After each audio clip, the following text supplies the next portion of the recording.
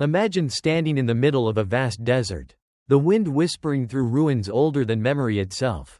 You run your fingers across stones carved with impossible precision, perfectly aligned with the stars above. And you wonder, how? How could ancient hands, with nothing but primitive tools, achieve something that even today's most advanced machines would struggle to replicate? We have been taught that history follows a straight line. Humanity, once primitive, gradually advanced to the technological marvels we see today. But what if that story is incomplete? What if, buried in the sands of time, lies another truth, a forgotten chapter, where human civilization was far from alone? Across the globe, from the golden sands of Egypt to the dense jungles of South America, we find artifacts and monuments that don't just challenge our understanding of history, they shatter it. Airplane-like models carved thousands of years before the Wright brothers took flight. Massive stone blocks, weighing hundreds of tons, somehow transported miles without wheels. Ancient texts describing flying machines, energy weapons, and cosmic wars. Could these be nothing more than myths? Or are they fragments of a truth our ancestors struggled to record in the only language they knew, legend? Some researchers believe that the answer lies beyond our planet. That in the distant past, visitors arrived, beings not bound to the earth, who shared knowledge, technology, and perhaps even shaped our species itself. In every culture, we find echoes of this idea. Gods descending from the sky, heavenly chariots blazing with fire, strange beings who came to teach and then vanished, promising to return. But here's where the story gets even stranger. What if these visitors didn't just come once? What if they have been here all along, quietly watching, occasionally intervening, guiding the rise and fall of civilizations? What if the myths we dismiss as fantasy are actually memories, distorted by the passing of millennia? In the episodes ahead, we will explore these questions without flinching. We'll journey deep into the mysteries of the Great Pyramid of Giza and the eerie Nazca Lines, into the silent depths of the Bermuda Triangle and the Gate of the Gods in Peru.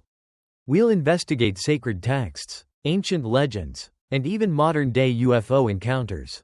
We'll follow the trail of evidence, some physical, some written, and some buried in the genetic code of our own bodies. By the end, you may find yourself asking not just what really happened in our past, but who are we? Truly? And perhaps more chillingly, are we still under the watch of those who were here before? Because history, as we know it, might not be history at all. It might be the story they wanted us to believe. If history is the puzzle, then artifacts are the pieces that should fit neatly into place. But scattered across our world, there are pieces that simply don't match the picture we've been told to believe. These aren't just curious relics, they are anomalies. Whispers from the past that suggest our ancestors may have known far more than we imagine. Let's start in Egypt, a land synonymous with mystery.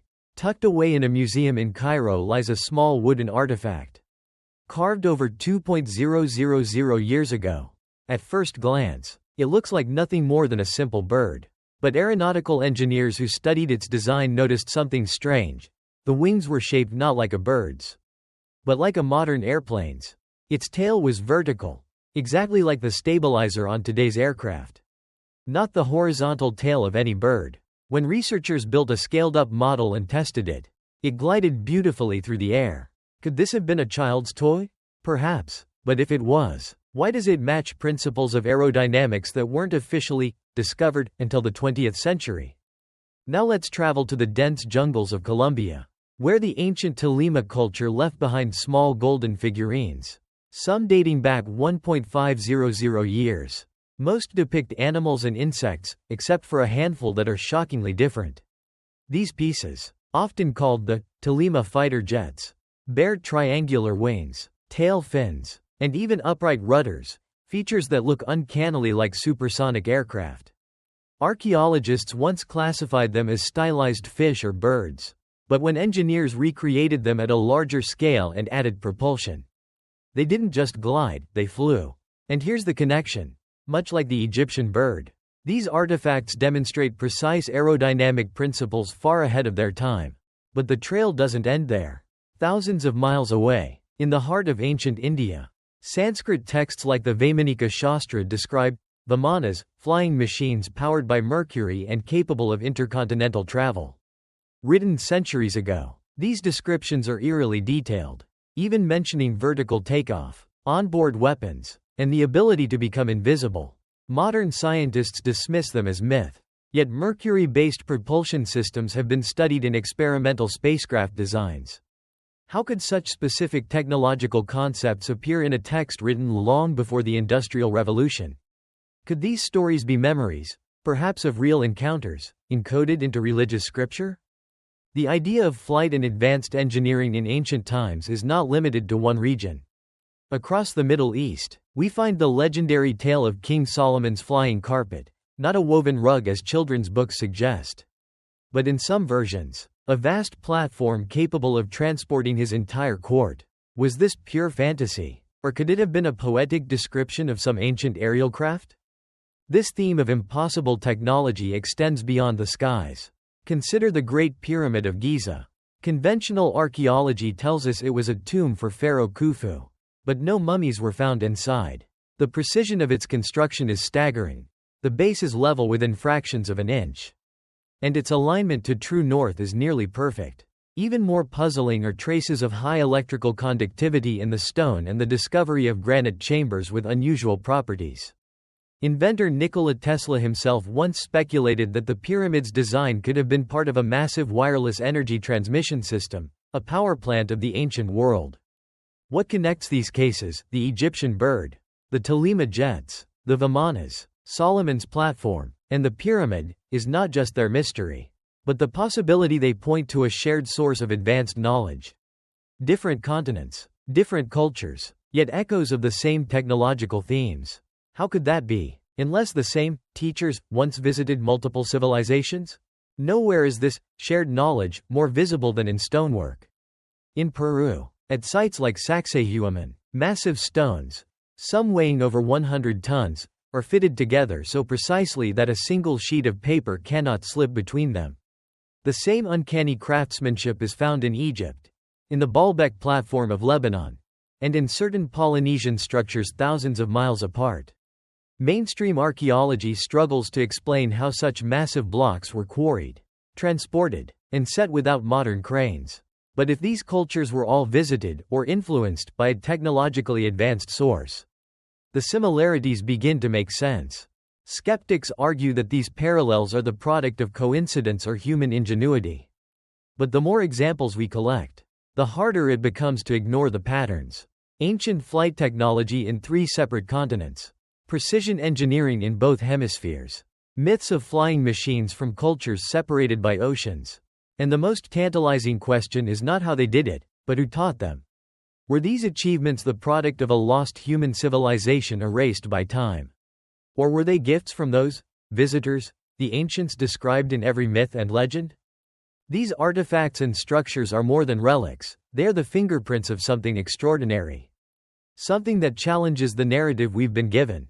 As we step deeper into this investigation, each new clue leads us to the same unsettling possibility. History as we know it is incomplete.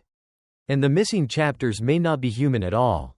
In the next part, we'll leave the realm of stone and gold and venture into the myths, scriptures, and sacred stories that connect our past to the stars. Tales that may be more truth than we've dared to believe. When we peel back the layers of myth and religion, we don't just find stories, we find patterns. Patterns that span continents and centuries. All whispering the same thing. Humanity's earliest memories are filled with visitors from the sky. These stories were passed down by poets, priests, and prophets, carved into stone, sung in rituals, and recorded in sacred texts. Mainstream historians dismiss them as allegories, moral lessons wrapped in fantastical imagery. But what if these weren't just symbols? What if they were eyewitness accounts? Distorted by time, yet still echoing a truth too extraordinary to ignore? Let's start in Mesopotamia, cradle of civilization. The Sumerians, over 5,000 years ago, wrote of beings called the Anunnaki, powerful gods, who descended from the heavens to shape mankind.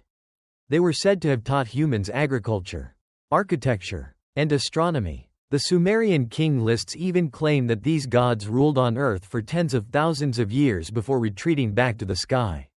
How could a culture so young imagine such advanced beings, unless they were remembering something real? Thousands of miles away, The ancient Maya spoke of the Kukulkan, the feathered serpent god who came from the stars to share knowledge and laws before departing, promising to return. The Aztec told a similar story with Quetzalcoatl.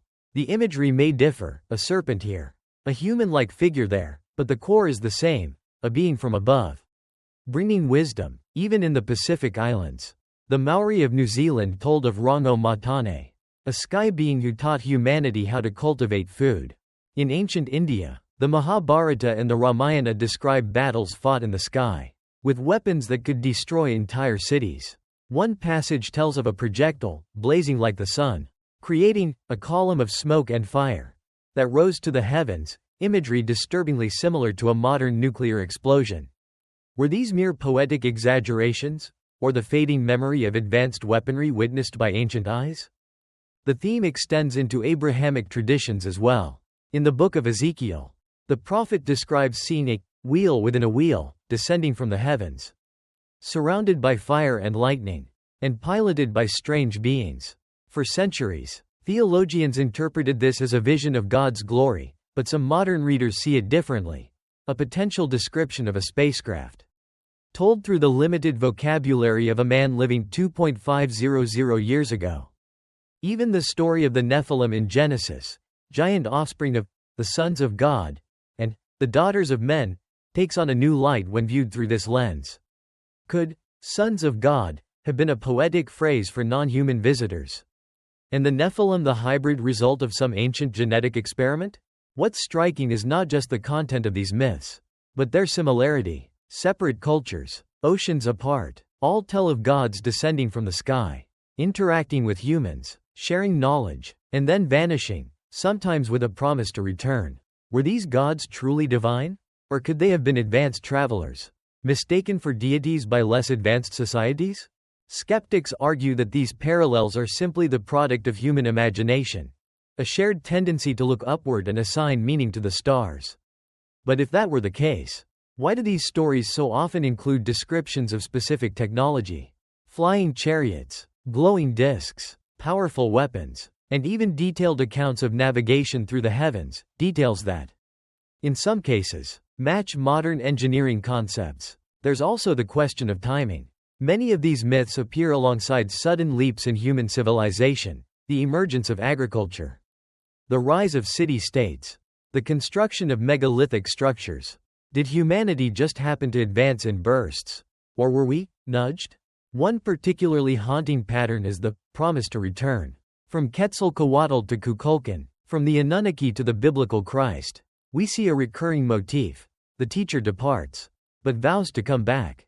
Is this merely a comforting narrative device? Or a genuine record of past contact? One that leaves open the possibility of future encounters? We must also consider the oral traditions of indigenous peoples, many of which were dismissed by early colonizers as mythology without investigation. The Hopi of North America speak of the Kachina, spirit beings who arrive from the stars to guide humanity. In Australia, Aboriginal Dreamtime stories speak of Wandjina, sky beings who descended in the time before time to create the world and teach its laws. The resemblance to star visitors in other cultures is uncanny. When we begin to connect these dots, mythology stops looking like fantasy and starts to resemble a fragmented historical record. Imagine a modern airplane landing in a remote village that has never seen technology before. The villagers might describe it as a giant bird, or a divine chariot, or a flaming disk from the heavens. Now fast forward 500 years. After the story has been retold countless times, would it still be recognized as an airplane?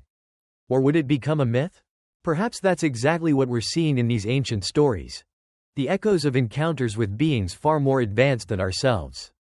Preserved through symbols, metaphors, and religious imagery. In the next part of our journey, we'll leave the realm of scripture and legend behind to examine the modern era, an age of cameras, radar, and satellites, where eyewitness accounts of strange objects in the sky no longer come from prophets and priests, but from pilots, soldiers, and everyday citizens. And in this modern evidence, we may find the final link connecting our ancient past to our mysterious present. For centuries, our ancestors looked to the skies and spoke of gods, chariots, and fire from heaven. Today, We look to those same skies, but instead of stone tablets and scrolls, we have cameras, radar, satellites, and military-grade tracking systems. And yet, the mystery persists. In recent decades, sightings of unidentified flying objects, UFOs, now rebranded as UAPs, unidentified aerial phenomena, have exploded. No longer confined to the realm of conspiracy theorists. These reports now come from credible witnesses, airline pilots, naval officers, radar operators, astronauts. Their testimonies, backed by physical data, force us to reconsider what we thought we knew. One of the most famous modern encounters happened in 2004. Off the coast of California, U.S. Navy pilots from the USS Nimitz carrier strike group reported a strange, white, tic-tac-shaped craft. It had no wings, no visible means of propulsion, and yet it moved at impossible speeds, performing maneuvers that defied known aerodynamics.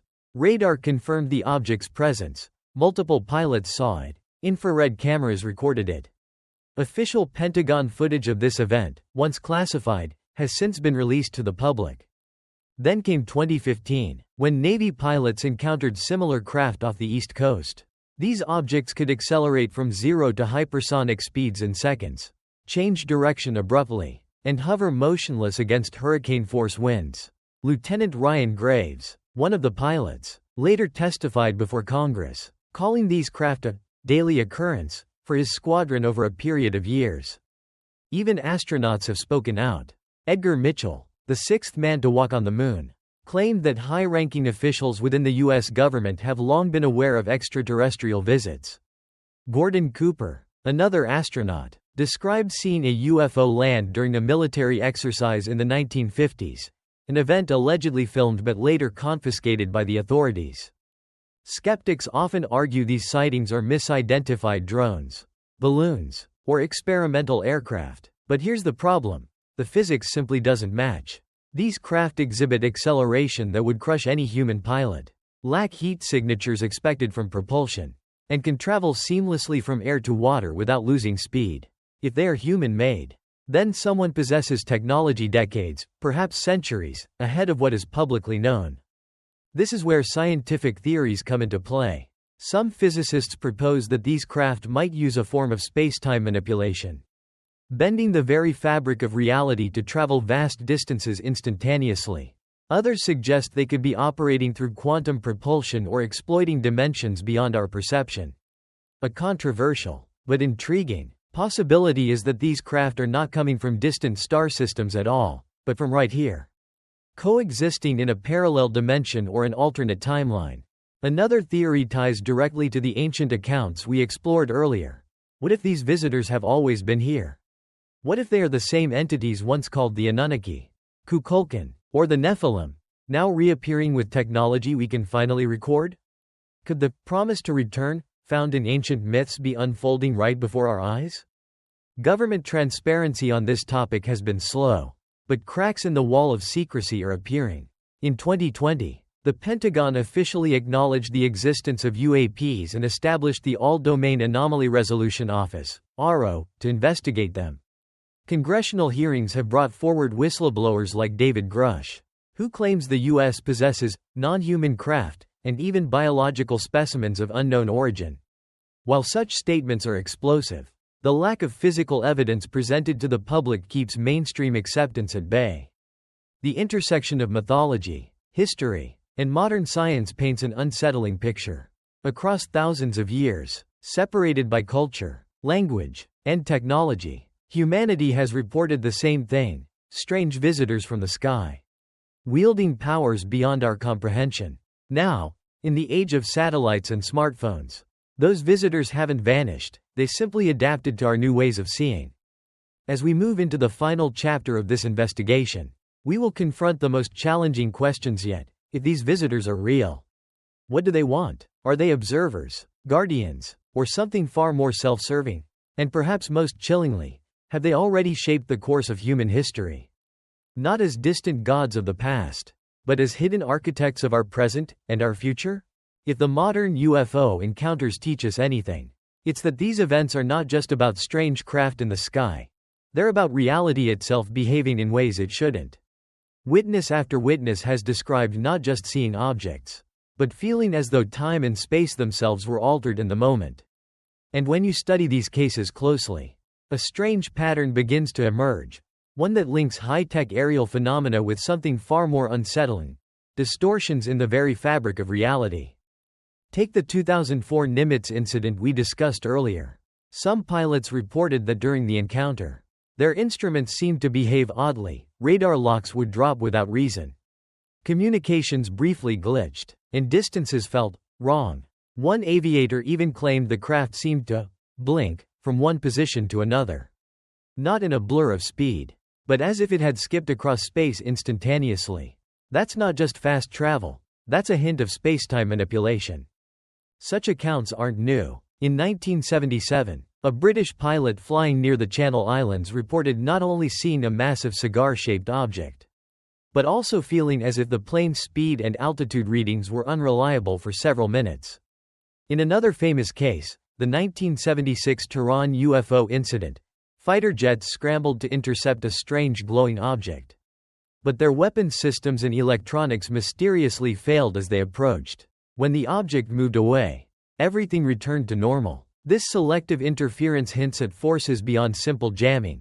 It suggests the craft may be generating localized fields that bend physics itself. Scientists exploring these anomalies have pointed to a concept known as space-time warping. Theoretically, if a craft could compress space in front of it and expand space behind it, it could travel without moving in the traditional sense, effectively sliding through the universe. This would explain why witnesses often describe sudden jumps, vanishing acts, and impossible turns with no acceleration. The movement isn't happening within space, it's happening to space. Some researchers believe these anomalies are tied to gravity manipulation.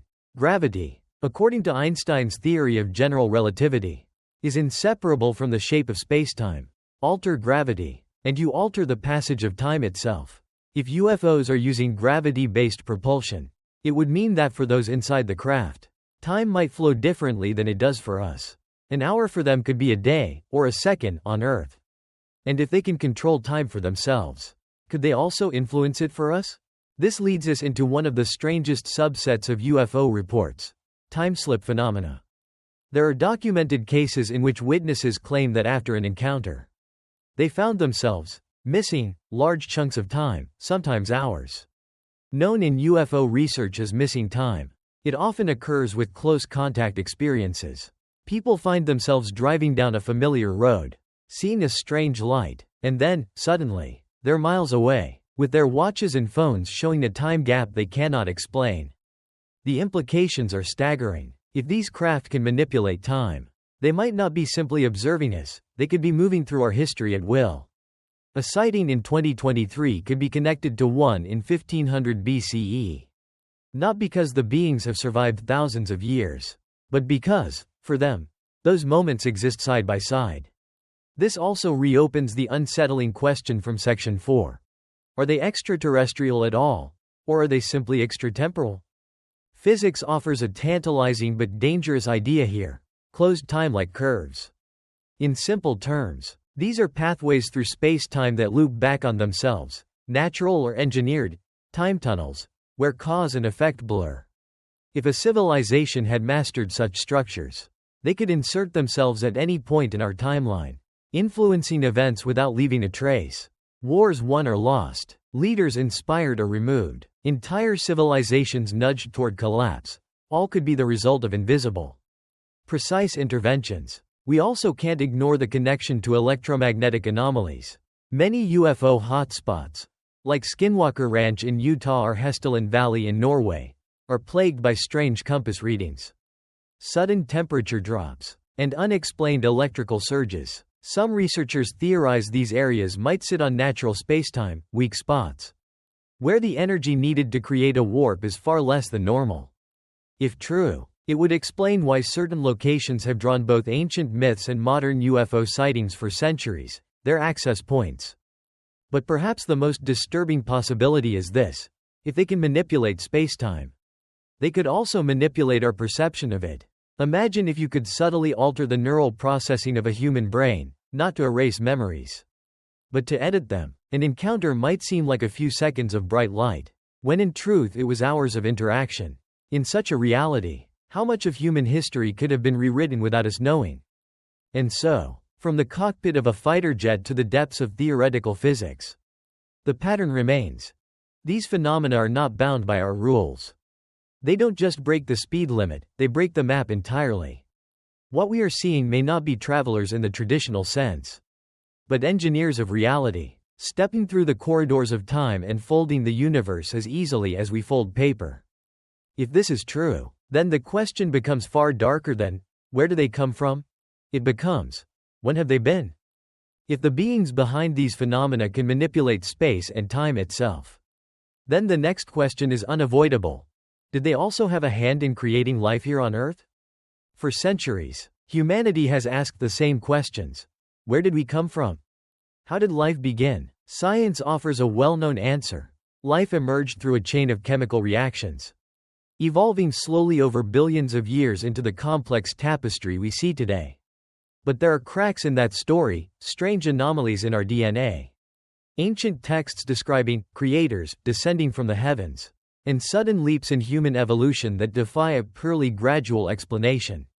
Let's start with the Cambrian explosion, a moment roughly 541 million years ago when life on Earth suddenly diversified into an astonishing range of complex forms. For nearly 4 billion years before that, evolution had been painfully slow. Then, in geological terms, almost overnight, the planet was teeming with a staggering variety of animals, many with advanced features like eyes, limbs, and complex nervous systems. To this day, scientists debate what triggered this leap. Some argue it was simply a combination of environmental changes and genetic innovation. Others quietly suggest it might not have been entirely natural. The possibility is rooted in a controversial idea known as directed panspermia, the hypothesis that life was deliberately seeded here by an advanced civilization. Unlike the accidental scattering of microbes on comets, directed panspermia suggests intent, a plan. Proponents point to oddities in our genetic code, sequences that seem overly optimized for efficiency, as if designed. Francis Crick, one of the discoverers of DNA's double helix, himself considered the idea not as science fiction, but as a real scientific question worth exploring. If true, this would mean Earth's biosphere is not an isolated miracle, but part of a much larger cosmic experiment. Perhaps the same seeders who began life here have visited periodically to check on their work, guiding the rise of intelligence, or culling it when it grows too dangerous. Ancient records add another layer to the mystery. The Sumerian civilization, one of humanity's oldest, left behind cuneiform tablets describing the Anunnaki, beings who descended from the sky and created humankind as workers to mine precious resources. In Mesoamerica, the Maya told of gods who crafted humans from maize and blood, discarding earlier, failed versions. Across the globe, from the Dogon of Mali to the Aborigines of Australia, creation myths often involve beings who arrive from the stars, shape the world, and then vanish. Skeptics argue these are just myths, symbolic stories to explain natural phenomena. But when the same motifs, sky visitors, genetic creation, sudden technological gifts, appear in cultures separated by oceans and millennia, the coincidence becomes harder to dismiss. Could these stories be cultural memories of real events? Modern science has also uncovered genetic anomalies that fuel the debate. One is the so-called human chromosome 2, formed when two ancestral ape chromosomes fused end to end. This fusion is unique among primates, and it's linked to major differences between humans and our closest relatives. While it could have happened naturally, the precision of the fusion site has led some to speculate whether it was engineered. Then there's the concept of the genetic upgrade. Archaeological evidence shows that for hundreds of thousands of years, early humans used the same stone tools with little variation. Then, around 50,000 years ago, something changed dramatically. Art, symbolic thinking, advanced hunting strategies, and complex language appeared almost simultaneously. Was this the result of natural cognitive evolution, or the intervention of an intelligence determined to accelerate our development? Even the search for extraterrestrial life today hints at this possibility. Scientists scanning distant exoplanets with telescopes are beginning to detect chemical signatures, possible biospheres, in far-off star systems. But what if the reverse has already happened? What if we are the extraterrestrial life on Earth, planted here eons ago? The most chilling implication is that our creators, if they exist, may still be out there, watching, waiting, perhaps even returning periodically to tune the experiment. And if they have mastered space-time travel, as suggested in Section 5, their visits wouldn't be limited by the speed of light or even the flow of time itself. They could appear at any moment in our past, present, or future. This could explain the persistent theme in both ancient mythology and modern UFO encounters. A recurring presence that seems woven into our history, appearing at turning points in civilization, and then disappearing into the unknown. The truth about life's origin may be far stranger than we are prepared to accept. If it was seeded, shaped, and nurtured by an advanced intelligence, then we are not merely inhabitants of Earth. We are part of someone else's design. And in that case, the question we must ask isn't just, where do we come from? But, what is our purpose? Because if there is a purpose, there may also be an endgame. And perhaps, just perhaps, the strange craft we see in our skies are not visitors at all. They are the landlords, returning to check on their property. From the windswept ruins of forgotten civilizations to the silent dance of stars in the night sky, we have followed a trail of whispers, a trail that suggests our history is not what we think it is. We've seen ancient monuments built with impossible precision, aligned to constellations as if their architects knew the heavens intimately. We've traced technologies hidden in the past, from mysterious artifacts to ancient texts, that point to knowledge far beyond their time.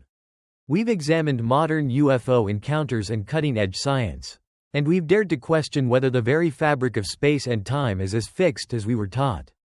And then we asked the deepest question of all: where do we come from? Could life itself, and humanity in particular, be part of a cosmic design, a project begun long before our recorded history? If the answer is yes, then everything changes. Humanity is not the accidental product of random evolution on a small blue planet. We are part of something bigger, something ancient. Perhaps an experiment, perhaps an inheritance, perhaps a mission we do not yet understand. But here's the most unsettling thought. What if our creators never left? What if they have been here all along, moving through the shadows of history, shaping events in ways we cannot see? The same presence that inspired our myths could be the same force behind today's unexplained sightings.